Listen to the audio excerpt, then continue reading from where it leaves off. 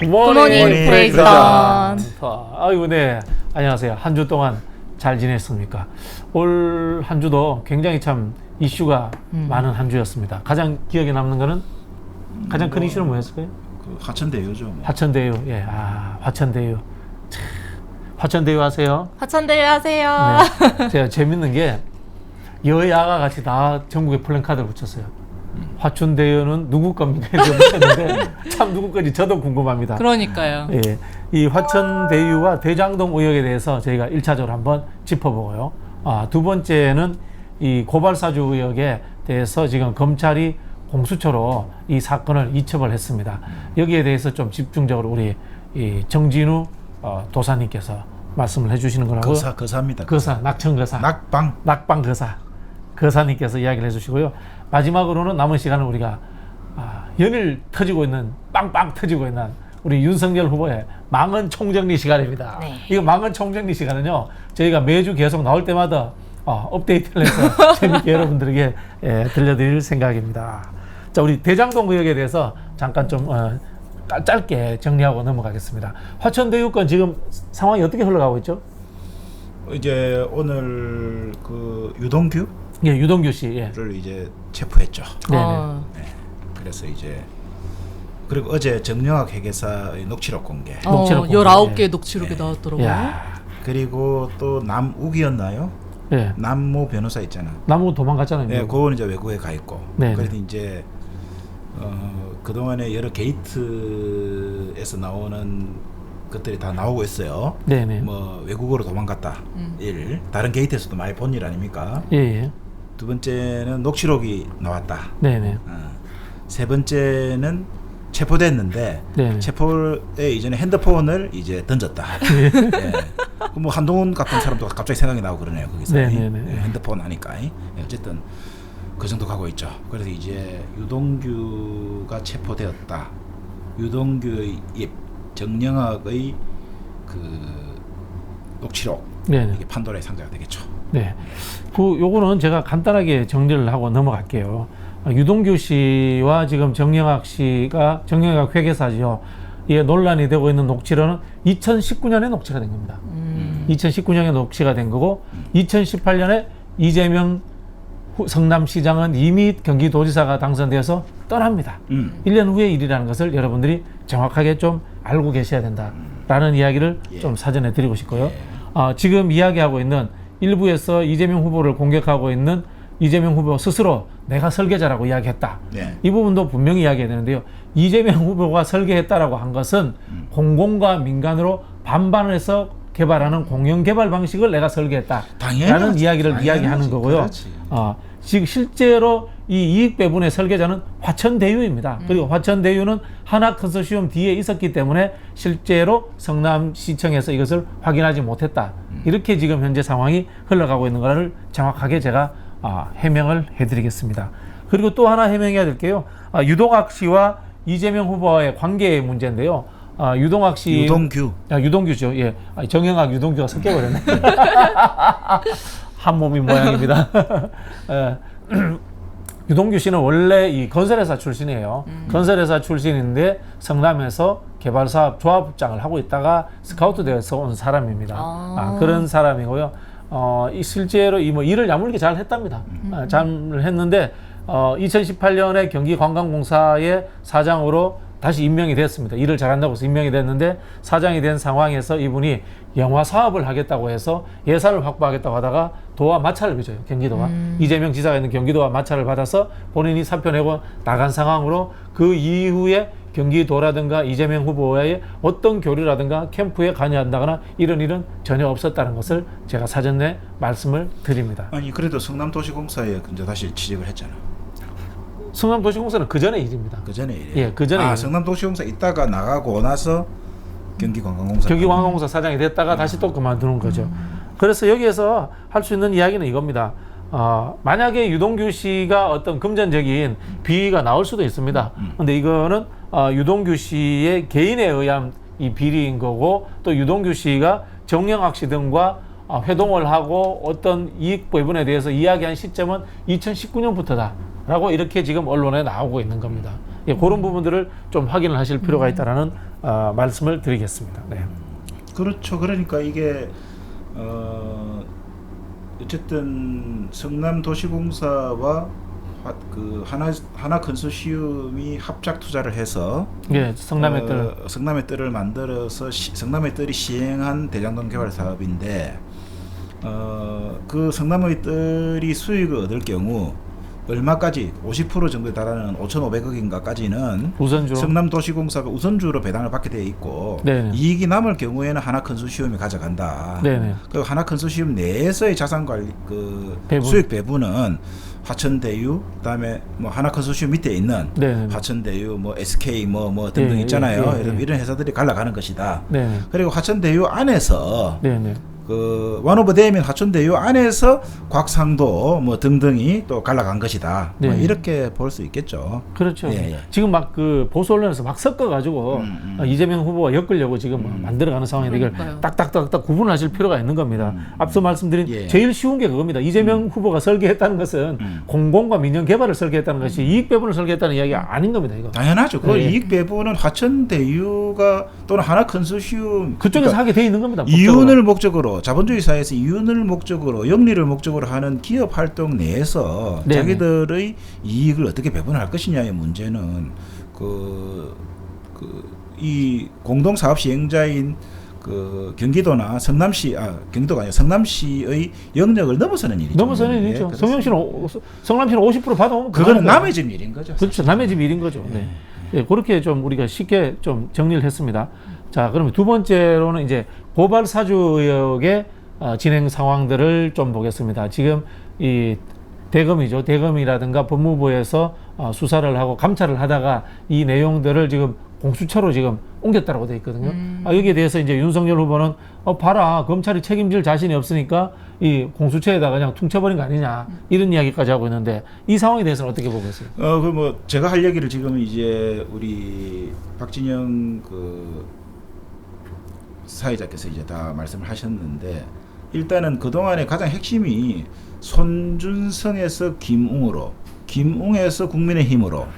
그러니까 손준성이 작성한 고발장을 김웅을 거쳐서 국민의힘으로 보내가지고 국민의힘 자기들이 작성한 것처럼 해서 이제 고발한 거라는 그 시나리오였는데 그렇죠. 거기에서 그 국민의힘 측 그 윤석열 후보 측의 측근이었던 김경진 변호사 같은 사람들이 했던 이야기가 뭐냐면은 그 조성은 씨가 제보자인 조성은 씨가 주장했던 증거로 내놨던 김웅에게 전달된 파일에 보면은 손준성 손준성 보냄. 보냄이라는 텔레그램의 그 캡처 사진 네. 네. 이 아마 손준성이 아닌 사람이 그 소위 뭐 대포폰 같은 것을 하나 개설해서 예, 예. 그 닉네임을 손준성으로 등록해서 예를 들면은 우리 박진영 그 사회자가 핸드폰을 하나 만들어서 텔레그램에 등록할 때 손준성이라고 자기 박진영이라고 등록하지 않고 손준성이라고 등록해가지고 그래서 그 문건을 만들어가지고 김웅에게 보냈다라고 또 할 수 있는 것 아니냐라고 이제 주장을 했었거든요.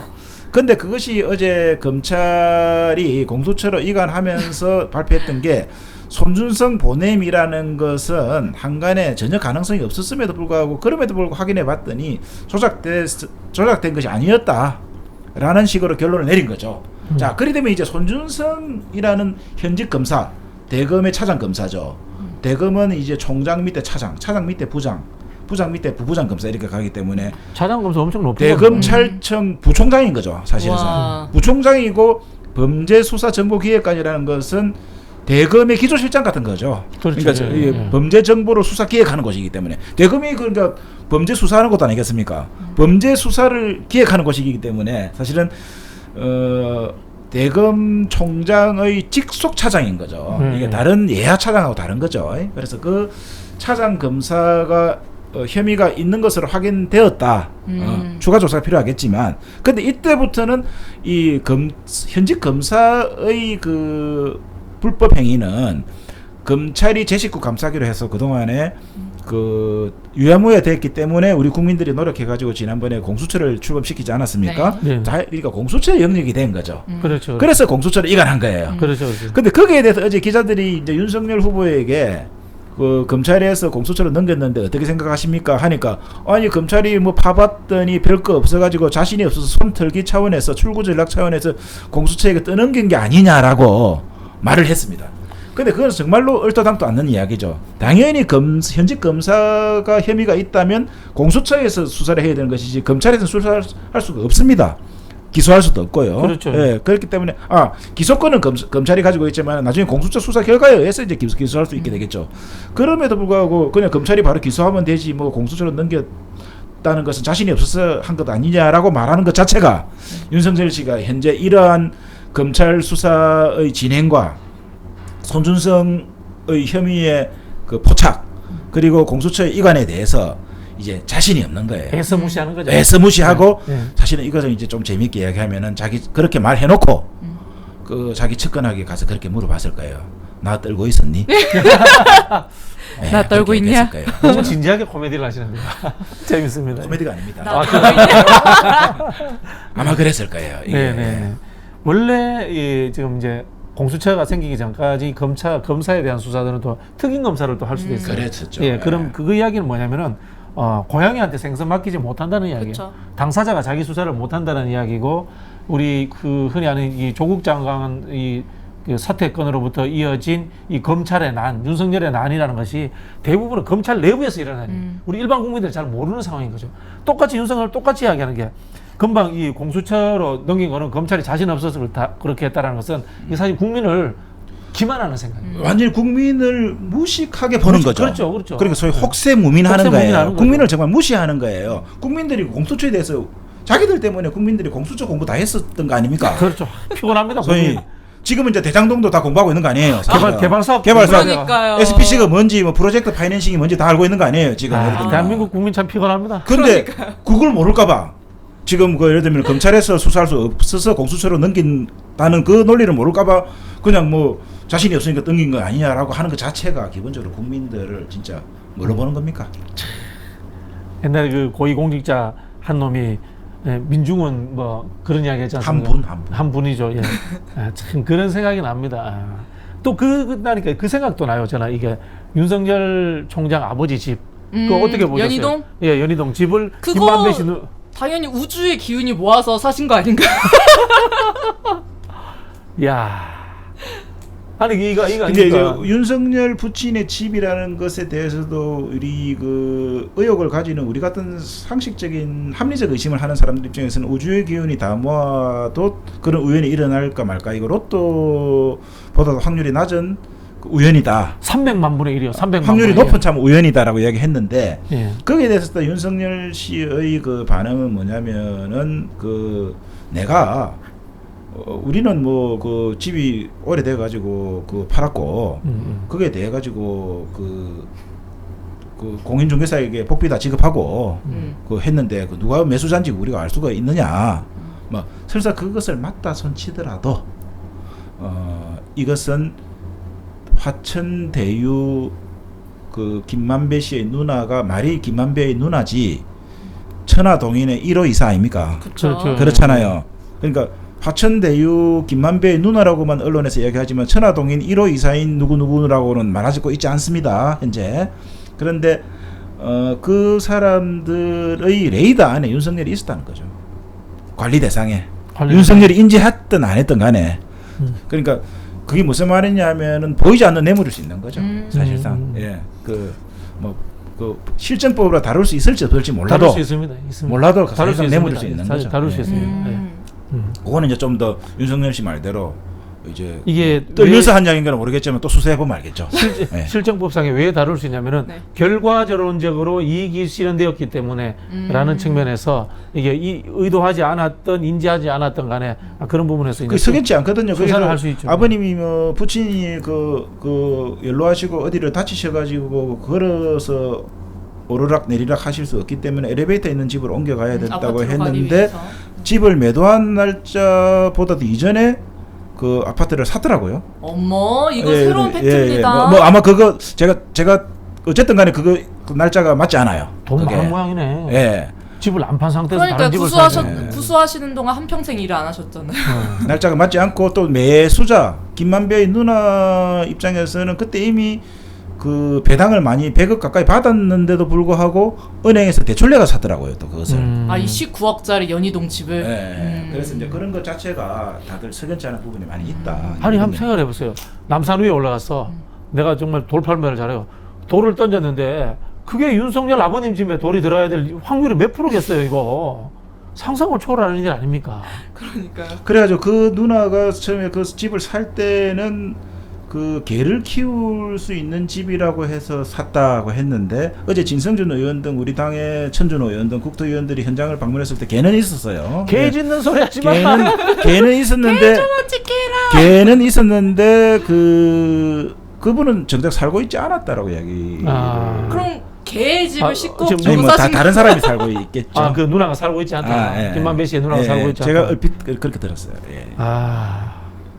참 행복한 개. 개가 좋겠네요, 참. 그럼 참. 아니 뭐 다른 또 다른 사람에게 뭐 넘어갔든지 뭐 예. 임대했든지 뭐 이렇게 그렇겠죠. 그 개는 누구 개입니까? 이제 딱 파헤치면 되는 거 아니에요? 그리고 그 물건이 우리가 공인중개사에다가 그것을 이 뭐 무슨 동 몇 번지 집을 올리면 어느 집에 올리면 그 공인중개사 분이 그 공인중개사 매물 사이트에 올려가지고 네. 그 인근에 있는 공인중개사 업체들이 다 공유하면서 공유하죠, 보통. 예. 그러면은 만약에 그 인근에 있는 분이 그것을 그 거래를 성사시키면 최초에 올린 분에게 일정한 예를 들면 수수료를 또 그렇죠, 그렇죠. 나눠 공유하고 예, 뭐 그러잖아요. 예. 근데 이 물건은 그렇지 않았다는 거예요. 아. 뭐 그런 말들. 그래서 여러 가지 석연치 않은 부분이 많다. 뭐 이런 말씀. 그렇구나. 알겠습니다. 하여튼 뭐 요거는 여기까지 정리하고요. 마지막으로 남은 시간은 우리 매주 업그레이드 될 윤석열 망언 총정리 시간입니다. 제가 오는 길 내내 또 보면서 네. 총정리해왔습니다. 여러분들 너무 네. 식상하실 것 같아요. 너무 식상하실. 최근 거는 적어 있더만 보니까 그 이 여성들의 사회 진출이 너무 많이 높아져가지고 군인들이 사기가 많이 저하됐다. 예. 예비역 장병들과의 만남에서 그렇게 얘기하셨는데 일단 제가 한 11개 정도 업데이트를 해서 왔어요. 일단 뭐 주요 일단, 내용들이 주택청약- 노동사회 젠더 관련한 주택청약통장 관련해서 또 하나 더 나왔잖아. 그럼요. 또 자, 하나 더 한번 나왔잖아. 일단 젠더 이 특집입니다, 먼저 특집. 자. 가보겠습니다. 아까 말씀하셨던 JYP 교수님께서 말씀하셨던 예비역 장병들과의 만남의 자리에서 여성의 사회 진출이 많아지다 보니 군의 사기가 저하되고 있다 있었고요. 또 페미니즘이 정치적으로 악용돼서 건전한 이성 교제를 막는다. 이게 저출산 원인 중에 하나다. 야, 이거 라고 재밌게 하네. 재밌고 하셨습니다. 데이트 폭력이 건전한 데이트 폭력을 방치해야 그럼 건전한 이성교제가 되나? 그러니까 진짜 뭐 앞뒤 안 맞는 이야기를 엄청나게 하셨군요. 그러니까 예. 특히나 또 이 사회 쪽으로 보면요, 집이 없어 주택 청약을 하지 못했다. 이거 굉장히 이슈됐죠. 집이 없으니까 주택 청약을 해야 되는데 이게 토론회 우리 때 말잇기 놀이가 있었어요. 뭐가 없어서 뭘 못했다. 이런 거. 아, 놀이까지 생겨났나요? 그렇죠. 그 제가 대표적인 게 그거죠. 애인이 없어서 이 결혼정보회사에 등록을 못했다. 아니, 저 맞지 않습니까? 애인이 없어서 결혼정보회사에 등록을 못했다. 하나 해주시죠. 갑자기 할 수 없지, 이거는. 아무나 할 수 있는 게 그럼 아니죠. 제가 끝날 때까지 하나 준비해 주세요. 요거가 동시에 이제 이게 1-1이었다 1-2가 나와. 이걸 1-1. 해명한다고 말씀을 하셨는데 청약 통장을 모르면 치매 환자다. 야. 그러니까요. 요렇게 말씀하셨습니다. 청약 통장, 제가 한번 말씀드릴게요. 청약 통장을 모르면 윤석열이다. 또 하나 생겼는데요. 그거는 말잇기 놀이가 아니죠. 마이크 소리 아니고. 네, 그리고 노동에 관련해서 굉장히 많은 그렇죠. 이분 노동한 적이 없는 사람이에요. 그러니까요. 일단은 뭐 제일 처음에 나왔었던 게 노동시간 주 120시간 얘기해서 아주 난리 났었죠. 그리고 최근에 또 선발 노동은 아프리카에서나 하는 것이라면서 국립 안동대학교 학생들과의 만남에서 이런 발언을 하셨습니다. 야, 이건 진짜 그 사회적 약자라든가 우리 그러니까요. 그 육체 노동을 하는 실제로 이 건강한 이 노동에 블루컬러. 대한 이 하나의 멸시입니다. 심각한 엘리트 의식이네. 전 이 같이 있었던 학생들이 무슨 죄인가 이런 생각이 들더라고요. 이 그 근본적인 노동 가치서를 부정하는 사람이네. 노동이 이 경제 활동의 기본이라는 것을 부정하는 사람이네. 네, 그리고 또 이제 임금 차이가 없다면 비정규직과 정규직은 큰 차이가 없다라고 발언을 하셨습니다. 그리고 비정규직의 서름을 모르는구나. 그다음에 또 뭐 공부를 더 많이 할 필요 없다. 뭐 그런 거 있었지 않았나요? 이런 과목은 공부할 필요 없다. 이런 말도 있었지 않았나? 이런 과목 그것도 공부에 있었어요. 이런 전공 뭐 역사 철학 이런 건 많이 공부할 필요 없고 뭐 그런 거 하지 않았나? 고가지는 서치를 뭐 진짜 또 뭐 네. 있습니까? 또 이제 그 이것은 잘 모르시는 분들이 많다고 해요. 그 부산에 이제 균형 발전에 대한 인터뷰, 지역 균형 발전에 대한 인터뷰를 할 때 과도한 중앙 집권으로 부산이 침체되었다라고 말을 하셨습니다. 뭔 말이야 이게? 과도한 중앙 집권을 부산이 침체되었다. 그것은 틀린 말은 아닌가. 한편으로 맞는 말 같기도 한데. 과도하게 중앙 집권이 돼 있다 보니 우리나라가 부산이 발전하지 못하고 있다라고 발언을 하셨다고 하네요. 근데 제가 하나 이제 방금 생각이 났습니다. 남자라서 군대에 못 갔다. 그게 윤석열이야. 끝나기 전에 하나. 한국 사람이라서 한국 군대에 못 갔다. 그래. 윤석열이 군대 안 갔어요. 맞아요. 못 갔어요. 맞습니다. 야, 참. 잘 생각해내네 또. 또 저. 네, 이거 뭐 그리고 나머지는 또 여러분들 너무 기억나는 것도 다 좀 다 아시는 해주세요. 그래도 부정식품. 부정식품. 부정식품 먹을 자유를 주라. 그랬죠. 좀 가난한 사람은 불량식품 먹고 살 정도의 그 자유가 있어야 된다 이런 이야기를 해서 규제를 많이 하면 안 된다. 근본적으로 했죠. 보니까 이 인간의 존엄성 이런 거 사회적 약자라든가 그런 사람들에 대한 멸시 이런 거를 담고 있는 사람이네요.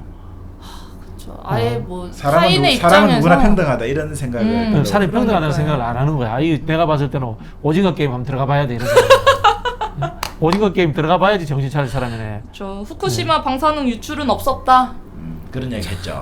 그런 얘기 했죠. 네. 이거 또- 부망쟁인가요? 분방쟁인가요? 이한열 열사 이야기하는 거. 네, 오늘은 여기까지 13개 정도 항목으로 정리해 보도록 네. 하겠습니다. 부끄럽네. 자, 그럼 마지막 요정리 할게요. 그럼에도 불구하고 윤석열 후보를 지지하는 사람은 왜 지지할까요? 한번 왜 지지한다고 생각하세요? 이유는 하나인 것 같아요. 나는 문재인 대통령이 싫어요. 문재인에게 가장 독이 되는 후보가 윤석열이기 때문에 그를 지지한다. 야, 나는 콩사탕이 싫어요 하고 비슷하네. 어떻게 생각하십니까? 거사님은? 물론 이제 그러니까 우리 자체 반성해서 기인해야 되겠죠. 조금 전에 우리 말씀하신 것처럼 기대가 높았기 때문에 기대에 부응하지 못해서 최선을 다했는데도 불구하고 성적이 잘 나오지 않을 때 분명히 또 꾸지람을 듣는 것도 들어야 하는 것도 사실이고, 그럼에도 불구하고 저는 우리가 최선을 다했다. 우리 부모님들이 그러잖아요. 부모님들이 그 자녀들 성적표 좀 안 좋게 받아오면 네가 최선을 다해서 노력했는데도 결과가 이러하다면은 오히려 칭찬을 줄 하겠다. 근데 게으름을 피워서 공부를 하지 않았어 이런 결과가 나왔다면은 그 꾸중을 하겠다 이런 것처럼 저는 우리 국민들에게 좀 더 진정성 있게 우리 있는 그대로 말씀드리고 저희들이 최선을 다했습니다. 맞습니다. 그러나 성적은 좀 나빴다고 볼 수 있습니다. 그 대신에 우리가 뭐 세월호 터졌는데 낮잠 자가지고 뭐 전화 연결 안 된 거 없고, 그리고 최수질 같은 사람 넣어가지고 국정농단한 거 없습니다. 최선을 다했다는 점만은 잊지 말아 주십시오라고 좀 호소해야 된다고 생각합니다. 너무 짠했어요. 짠한 이야기네. 저는 우리 집 딸 보고 야, 과정이 중요한 게 아니야. 결과 성적을 잘 받아봐. 이 윤석열 같은 아버지는요. 아니, 농담입니다. 그렇게 얘기하는데 이 윤석열이 이렇게 지지도가 안 떨어지는 현상에 대해서 제가 이제 이름을 붙인 게 정치적 토템 현상이다.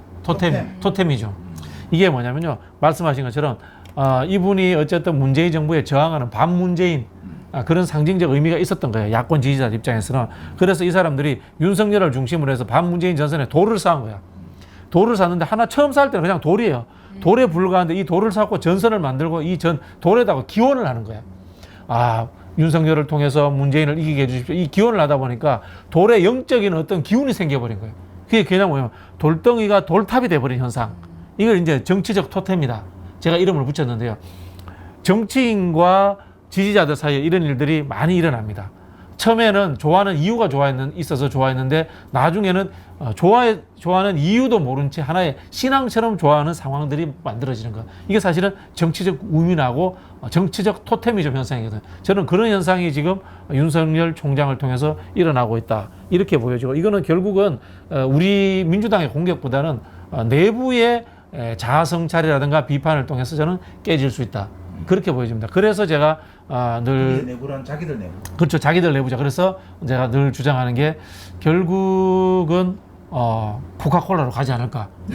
나는 빅데이터 그런 상으로 생각을 여론조사는 지금 이재명, 홍준표, 윤석열 등이 네네. 뭐 호각지세를 이루고 있습니다만은 빅데이터 상으로 보면은 8월달 이후부터는 홍준표 데이터에 약진이 예, 예. 확연히 드러나고 있어요. 역시 예. 무야홍. 그래서 네, 무야홍이면 그래서, 예. 무대명이다. 음. 뭐 그런 이야기도 합니다만 홍준표 만만치 않습니다. 음. 윤석열이 저는 뭐 본선 후보로서 우리가 좀 편한 상대라고 보는데 홍준표 만만치 않다라는 그럼요. 생각을 가지고 우리가 잘 준비를 해야 될 것 같아요. 그러면서 좀 홍카콜라와 같은 무대포 그 홍준표에 비해서 젊은 그리고 비교적 그 정제된 언어를 구사하는 이제 이준석 이 조합이 이제 상당히 위력적인 거죠. 그렇죠. 위력적일 가능성이 있죠. 예, 예. 그런 의미에서 이 곽상도 수호, 음. 상도 수호를 그 수호의 나락으로 고립된 그 이준석 대표에게 감사의 인사를 전합니다. 그 대선은 이런 면이 있어요. 이준석 대표 좀 역할을 할 것이라 보고 저희도 대통령 후보 외에 옆에 서줄 수 있는 의미 있는 정치 지도자들이 좀 발굴이 되어야 돼요. 뭐 예를 들면 하다못해 유시민 전 장관이라도 모셔오고 이렇게 하면서 드림팀을 짜야 된다. 그런 좀 노력들도 좀 같이 해줬으면 좋겠다라는 말씀을 드리고 싶습니다. 방탄소년단이나 또는 손흥민 선수가 오면 제일 브라보. BTS가 이번에 저기 유엔에 갔어. 조선일보한테 한데 저기 괜히 열정페이 시비를 받아가지고 좀 우리한테 좀 우호적으로 바뀐 열정페이. 예, 그렇죠. 예, 예. 그런 생각도 해봅니다. 열정페이 아닌데 그거. 예, 그 열정페이 아닙니다. 예. BTS의 애국심과 이게 잘 조화된 하나의 우리 기획 상품이었습니다. 당연히 또 페이도 지불을 했고요. 예. 오늘 저희가 주말판으로 그 윤석열 망언 총정리 해봤는데요. 망언 총정리는 앞으로 저희가 좀 계속 업데이트하면서 게임으로도 만들어가지고 여러분들께 계속 재밌게 공급해 드리도록 하겠습니다. 네. 자, 주말 잘 보내시고요. 저희는 이것으로 마치겠습니다. 안녕. 안녕.